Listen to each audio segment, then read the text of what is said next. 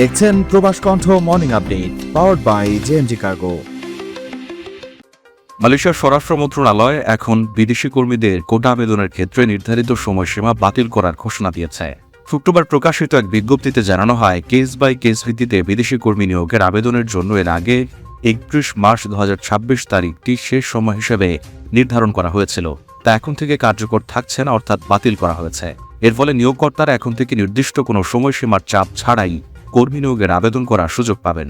নতুন এই সিদ্ধান্তের ফলে স্বরাষ্ট্র মন্ত্রণালয়ের ওয়ান স্টপ সেন্টারের মাধ্যমে বিদেশি কর্মী নিয়োগের কোটা আবেদন প্রক্রিয়াটি এখন থেকে কোনো নির্দিষ্ট মেয়াদের সীমাবদ্ধতা ছাড়াই খোলা থাকবে। মালয়েশিয়ার যে কোনো জেলা থেকে বাংলাদেশের যে কোনো প্রান্তে আপনার মালামাল পৌঁছে দিচ্ছে জেএমজি কার্গো অ্যান্ড লজিস্টিক্স। প্রতি শুক্রবার শিপমেন্ট 4 দিনের মধ্যেই কাস্টমস কেয়ার। 95 জালান্তুন এইচএসটি সিটি সেন্টার কুয়ালালামপুর, কোতারায় আরএসবি ব্যাংক ও মে ব্যাংকের পাশে। বিস্তারিত জানতে ও বুকিং দিতে কল করুন স্ক্রিনে দেওয়া নম্বরে। তবে বিজ্ঞপ্তিতে স্পষ্টভাবে উল্লেখ করা হয়েছে, এই পুরো প্রক্রিয়াটি সরকারের বিদ্যমান এবং ভবিষ্যৎ নীতিমালার উপর নির্ভর করবে। অর্থাৎ সময়সীমা না থাকলেও আবেদনকারীদের সরকারের বর্তমান শ্রম আইন ও কোটা সংক্রান্ত নিয়মাবলী কঠোরভাবে অনুসরণ করতে হবে।